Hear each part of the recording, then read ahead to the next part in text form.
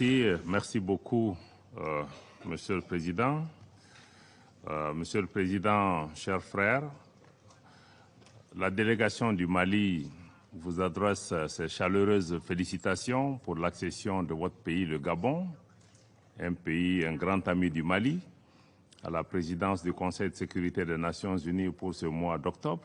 Et je voudrais vous assurer de notre entière disponibilité à œuvrer avec vous pour la réussite de votre mandat. Je voudrais aussi, avec votre permission, saluer et remercier tous les membres du Conseil qui ont exprimé des mots aimables à mon endroit et à l'endroit de mon pays. Mesdames et Messieurs les membres du Conseil de sécurité, nous nous réunissons à un moment où une lâche attaque terroriste à l'engin explosif improvisé a coûté hier lundi 17 octobre la vie à 4 casques bleus tchadiens et en a blessé 3 autres. Au nom du gouvernement et du peuple malien, j'adresse nos sincères condoléances aux familles des victimes, au gouvernement, au peuple tchadien, mais aussi aux Nations Unies, et nous souhaitons prompt rétablissement à l'ensemble des blessés. Je voudrais aussi, en disant cela, condamner sans aucune réserve cet acte barbare qui ne fait que renforcer notre détermination commune à poursuivre la lutte contre le terrorisme. Je voudrais aussi associer à cela les milliers de victimes de soldats maliens, mais aussi de populations civiles maliennes qui continuent aussi à payer un lourd tribut à cette insécurité depuis plus d'une décennie. Mesdames et Messieurs les membres du Conseil, le gouvernement du Mali prend note du rapport du secrétaire général sous examen et remercie mon frère M. El-Khassim Wan, représentant spécial du secrétaire général pour le Mali et chef de la MINUSMA, pour sa présentation ainsi que les mises à jour depuis sa publication. Les observations détaillées du gouvernement ont été communiquées aux membres du Conseil dans un mémorandum. Je voudrais à présent réagir en réponse à quelques passages du rapport et à vos commentaires que j'ai écoutés naturellement avec une grande attention. Sur le plan politique, des progrès importants ont été réalisés pendant la période sous examen pour un retour apaisé et sécurisé à l'ordre constitutionnel. Toutes ces actions ont été menées en étroite coopération avec la CEDEAO, notre organisation sous-régionale. En effet, le gouvernement du Mali a procédé à l'adoption d'un chronogramme pour les réformes politiques et électorales, y compris le calendrier des élections, dans le cadre de la nouvelle loi électorale qui a été adoptée par consensus au niveau du Conseil national de la transition. Cette nouvelle loi électorale prévoit notamment, c'est une nouveauté, la création et la mise en place de l'autorité indépendante de gestion des élections, dont les 15 membres ont été nommés seulement ce 12 octobre dernier. Les Nations Unies, l'Union africaine et la CEDEAO participent à toutes les rencontres de la Commission de suivi des réformes politiques et électorales, dont la dernière s'est tenue le 13 octobre sous la présidence du Premier ministre par intérim de la République du Mali. Poursuivant cette dynamique d'inclusivité et de consensus chère à son Excellence le colonel Assimi Goïta, président de la transition, chef de l'État du Mali, des dispositions sont en cours en vue de l'augmentation du nombre de sièges des membres du Conseil national de transition, organe législatif de la transition. Ces mesures s'inscrivent dans le cadre d'un vaste chantier de réforme en cours d'exécution et indispensable à la refondation de notre État, qui comprend la remise le 11 octobre au président de la transition de l'avant-projet de la nouvelle constitution malienne, élaborée à l'issue d'une démarche consensuelle, mais aussi de large concertation de l'ensemble des forces vives du pays. Ce projet de loi fondamentale prend en charge les aspirations profondes des Maliennes et des Maliens, telles que cela a été exprimé lors des assises nationales de la refondation. Sur la mise en œuvre de l'accord pour la paix et la réconciliation issu du processus d'Alger, je ne me lasserai jamais de souligner que le gouvernement reste totalement engagé dans sa mise en œuvre diligente et intelligente pour une stabilité durable au Mali. À cet égard, je me félicite de la tenue de la réunion de haut niveau décisionnelle au mois d'août dernier, qui elle-même a été suivie de la 6e réunion de haut niveau du comité de suivi de l'accord le 2 septembre à Bamako. Et toutes ces rencontres ont permis de lever certains obstacles à la mise en œuvre de l'accord. Plus récemment, la 46e session du comité de suivi de l'accord s'est tenue le 11 octobre et a permis aux parties maliennes de renouveler leurs engagements pour une paix durable. Je voudrais à ce sujet saluer la forte implication de la médiation internationale sous la direction de l'Algérie et saluer tous les membres de la médiation internationale qui nous accompagnent. Comme vous le savez, au titre du processus de désarmement, démobilisation et réintégration, les parties maliennes ont convenu de l'intégration de 26 000 ex-combattants d'ici 2024. Je me félicite par ailleurs d'une participation de plus en plus active et significative des femmes et des jeunes au processus de paix. Parallèlement, le gouvernement du Mali œuvre constamment à la promotion de la paix et du vivre ensemble. En témoigne la première édition de la Semaine de la réconciliation nationale qui s'est tenue au mois dernier sur l'ensemble du territoire national, mais également au niveau de la diaspora malienne. Monsieur le Président, à l'instar du secrétaire général, vous avez été nombreux à manifester votre préoccupation relative à la situation sécuritaire. J'en ai pris bonne note et je partage beaucoup de préoccupations qui ont été exprimées autour de cette table. Le rapport sous examen, cependant, aurait gagné, Monsieur le Président, en objectivité s'il informait davantage sur les efforts et les progrès réalisés par le gouvernement dans le cadre de la sécurisation du territoire national et aussi de la protection des populations civiles.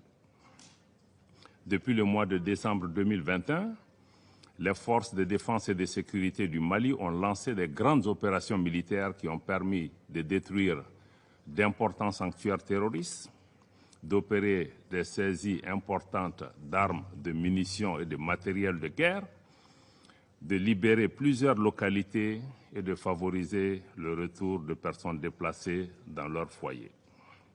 Cette montée en puissance des forces de défense et de sécurité est une réalité tangible, fortement appréciée par les populations. Le gouvernement reste déterminé à prévenir et à contrer les attaques indiscriminées ou les représailles contre les populations civiles, malheureusement. En outre, le gouvernement s'est doté d'une stratégie intégrée pour le centre, comme cela a été rappelé par beaucoup d'intervenants. Donc cette stratégie pour le centre qui comprend, en plus des aspects purement sécuritaires, des approches politiques et de développement économique, social et culturel. Cela pour vous dire, mesdames et messieurs, que les autorités maliennes ont pleinement conscience que la seule réponse sécuritaire ne suffira pas à ramener la paix et la stabilité dans notre pays et qu'il est indispensable de créer un environnement socio-économique à même de fournir des opportunités, mais aussi des perspectives aux populations, particulièrement dans leurs franges vulnérables aux influences néfastes des groupes terroristes. Dans la même veine, le gouvernement œuvre pleinement à la restauration de l'autorité de l'État, à la fourniture des services sociaux de base aux populations dans les zones affectées par l'insécurité. Pour ce qui concerne la présence des représentants de l'État, les mesures ont été prises pour que les cadres récemment nommés, et il y en a beaucoup, plus d'une centaine, presque 200 représentants de l'État qui ont été nommés récemment, prêts à être déployés, après leur formation qui comprend des modules sur les élections, sur le mandat de l'aménagement, mais aussi sur les services sociaux de base. À ce titre, les initiatives se multiplient pour offrir l'éducation au plus grand nombre d'enfants dans les zones affectées par le conflit, ce qui est aussi une préoccupation importante et le gouvernement fournit d'énormes efforts pour permettre à tous les enfants, même ceux qui sont dans les camps de personnes déplacées, de pouvoir continuer à recevoir une éducation digne. Toujours dans ce chapitre sécuritaire, Il est aussi, Monsieur le Président, il est surprenant que dans le cadre du récit factuel, le rapport du secrétaire général ait passé sous silence la saisine du Conseil de sécurité par le Mali le 15 août 2022 pour ce qui concerne les tentatives de déstabilisation et les violations répétées de l'espace aérien par les forces françaises. Ces actes d'agression d'une extrême gravité qui constituent, vous le savez, une violation de la Charte des Nations Unies, mais aussi une violation du droit international. Nous pensons que, mesdames et messieurs les membres du Conseil, que ces actes ne doivent pas rester sans suite et votre Conseil est interpellé fortement au Mali et en Afrique et ailleurs.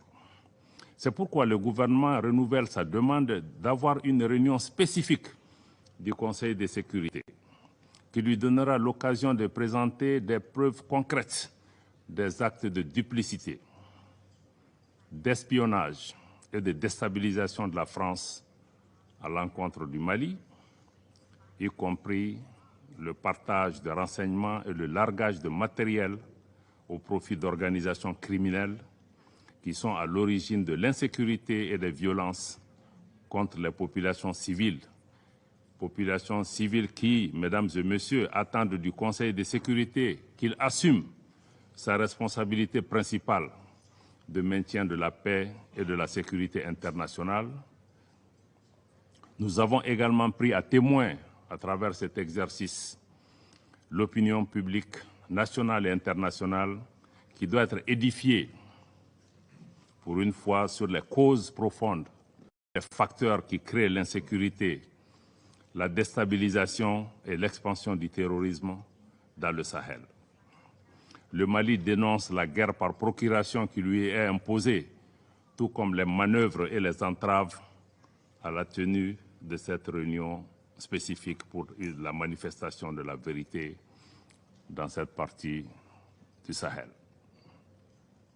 En tout état de cause, le gouvernement du Mali se réserve le droit de recourir à la légitime défense, conformément à l'article 51 de la Charte des Nations Unies, mais aussi conformément à la lettre numéro 0444 MACI en date du 15 août que le gouvernement du Mali a adressée au Conseil de sécurité. Donc le Mali se réserve le droit de recourir à la légitime défense si la France continue à porter atteinte à la souveraineté de notre pays, à son intégrité territoriale et à sa sécurité nationale. Sur la question des droits de l'homme, je me réjouis de la baisse constatée des cas d'atteinte aux droits humains sur la période couverte par le rapport. Cependant, contrairement à des allégations sans fondement et entretenues à dessein, les opérations militaires des forces de défense et de sécurité du Mali sont conduites dans le strict respect des droits de l'homme et du droit international humanitaire. Conformément à sa politique de tolérance zéro, le gouvernement du Mali, à travers la justice militaire, a jugé plusieurs cas d'infraction relevant de la compétence des tribunaux militaires et de nombreuses procédures ont été ouvertes dans ce sens, dont certaines sont en cours d'instruction préparatoire au niveau du tribunal militaire. S'ajoutent notamment à ces mesures les enquêtes ouvertes pour la recherche de la vérité ainsi que la relecture du Code pénal, du Code de procédure pénale et du Code de la justice militaire pour prendre en charge ces situations. Je salue ici l'appui de la MINUSMA dans le cadre de la tenue de la deuxième audience du tribunal militaire de Mopti et de 3 autres audiences au niveau de la juridiction de Douenza, ainsi que sa contribution à l'amélioration des conditions de détention et de sécurité dans certaines prisons au centre du pays. Je dois dire en outre que la justice a ses propres exigences, lesquelles commandent que les allégations contenues dans le rapport, qui ne sont pas paroles d'évangile, soient étayées par des preuves objectives, ou tout au moins qu'elles soient fondées en leurs principes, ce qui n'est pas toujours établi dans le rapport. Cependant, je le redis avec force, le gouvernement du Mali reste fermement opposé à l'instrumentalisation et à la politisation de la question des droits de l'homme à des fins de déstabilisation, d'intimidation ou de chantage. Au demeurant, il est tout aussi regrettable de constater que certains mécanismes des Nations Unies, mis en place soi-disant pour aider les pays en crise, fassent l'objet des mêmes instrumentalisations par des influences extérieures. Dans ce chapitre, le gouvernement du Mali constate avec regret que le groupe d'experts des Nations Unies sur les sanctions concernant le Mali, créé par la résolution 2374-2017, outrepasse de plus en plus son mandat, tant dans la substance des événements à examiner que dans sa zone d'opération, qui est exclusivement limitée aux régions du nord de notre pays qui sont concernées par la mise en œuvre de l'accord. Le gouvernement a toujours coopéré et de bonne foi avec les mécanismes relatifs au régime des sanctions, notamment le comité des sanctions, avec lequel nous entretenons une bonne relation. Toutefois, nous envisageons de réévaluer notre coopération avec le groupe d'experts à l'aune du respect par celui-ci des termes précis de son mandat. Nous vous avons saisi par écrit le Conseil de sécurité par rapport à cette question.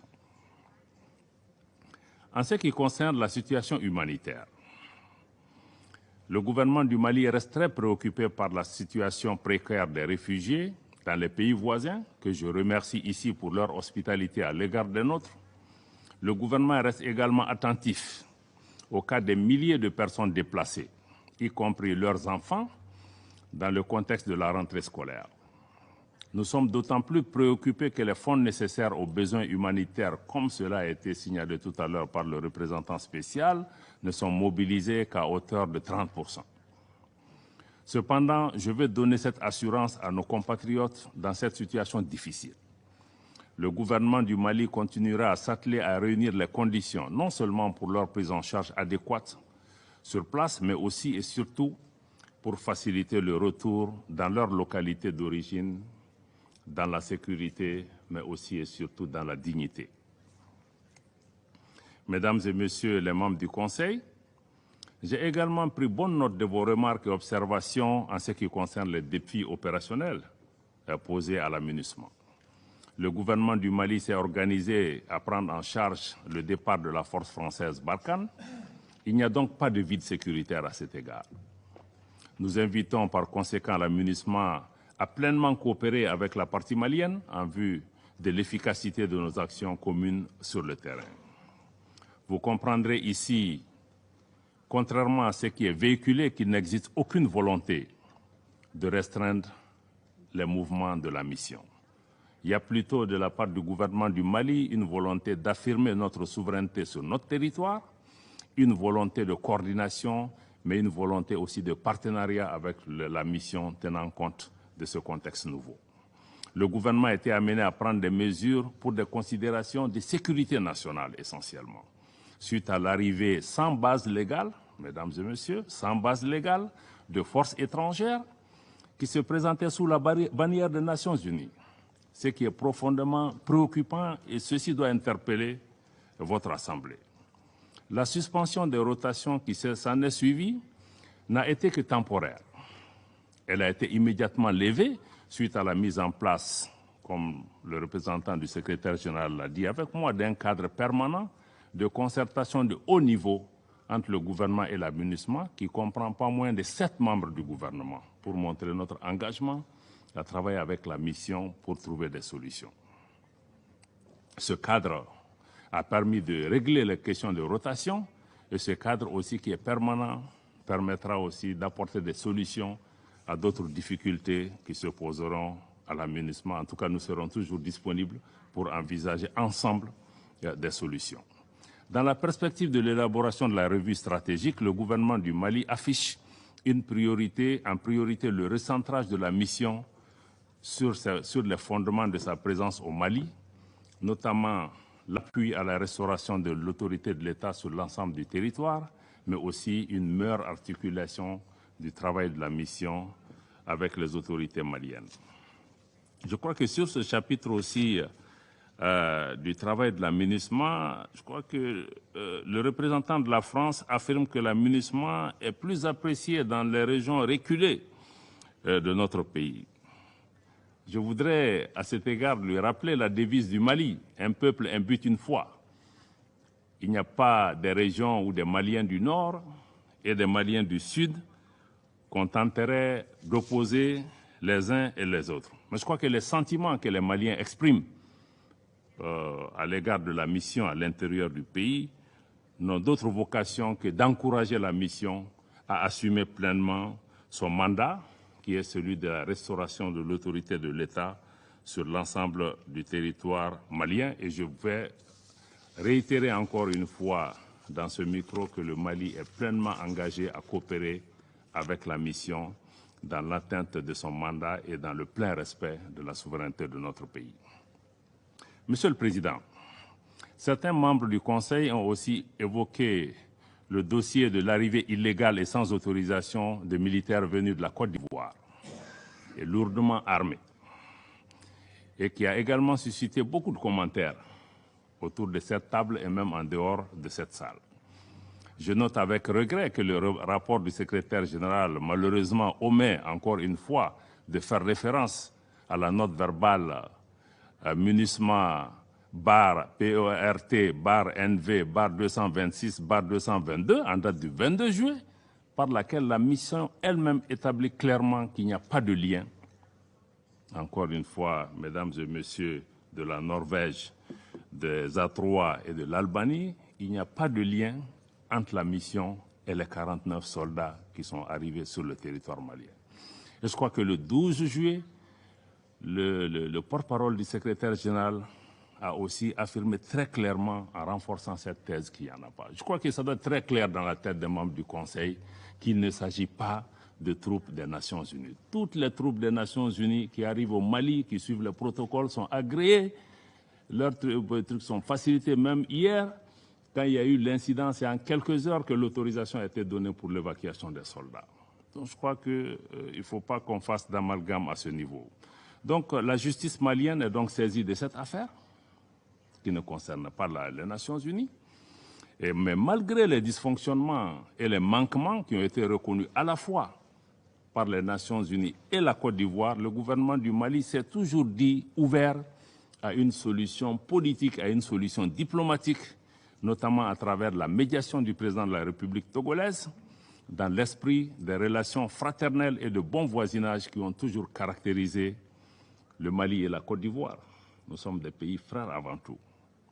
Cette médiation a déjà permis la libération, pour raisons humanitaires, de 3 soldats féminins. Pour donner toutes les chances cependant au processus diplomatique, le Mali lance un appel aux différents intervenants à éviter tout parti pris et à inscrire leur démarche dans une approche seulement constructive pour aider à trouver la solution. C'est surtout ce qui est attendu de nos partenaires, mais c'est surtout ce qui est attendu des Nations Unies. Monsieur le Président, Mesdames et Messieurs les membres du Conseil, je voudrais conclure en soulignant que le peuple malien a décidé de prendre en main son destin. Les Maliennes et les Maliens soutiennent pleinement le gouvernement de transition dans les réformes politiques et institutionnelles en cours, dans les efforts et les actions en cours pour la sécurisation de notre territoire national, dans la protection des personnes et des biens, mais aussi dans la fourniture de services sociaux de base aux populations. Pour conforter ce soutien inconditionnel, le gouvernement s'attelle à l'organisation d'élections générales, transparentes et crédibles qui marqueront la fin de cette période transitoire en mars 2024, suivie du transfert pacifique du pouvoir aux nouvelles autorités élues. Le peuple malien dans son ensemble apprécie le soutien et l'accompagnement de l'ensemble de nos partenaires, je dis encore une fois de l'ensemble de nos partenaires, pour la réalisation des chantiers majeurs pour l'avenir de notre pays. À cet égard, je voudrais rappeler les principes clés édicté par son Excellence le colonel Assimi Goïta, président de la transition et chef de l'État, qui guide désormais l'action publique au Mali. C'est important de retenir ces principes parce que ces principes vont guider notre interaction avec vous comme avec d'autres partenaires. Ces principes sont les suivants. 1. Le respect de la souveraineté du Mali. 2. Le respect des choix stratégiques et des choix de partenaires opérés par le Mali. 3. La prise en compte des intérêts vitaux du peuple malien dans toutes les décisions qui seront prises. Je termine donc en renouvelant la reconnaissance du peuple et du gouvernement du Mali pour l'accompagnement constant des Nations Unies, mais aussi de l'ensemble des partenaires qui ont prêté la main à notre pays. Je voudrais enfin, Monsieur le Président, Mesdames, Messieurs les membres du Conseil, m'incliner devant la mémoire de toutes les victimes, civiles comme militaires, étrangères comme maliennes, tombées au champ d'honneur au Mali. En vous remerciant encore une fois de votre aimable attention. Je remercie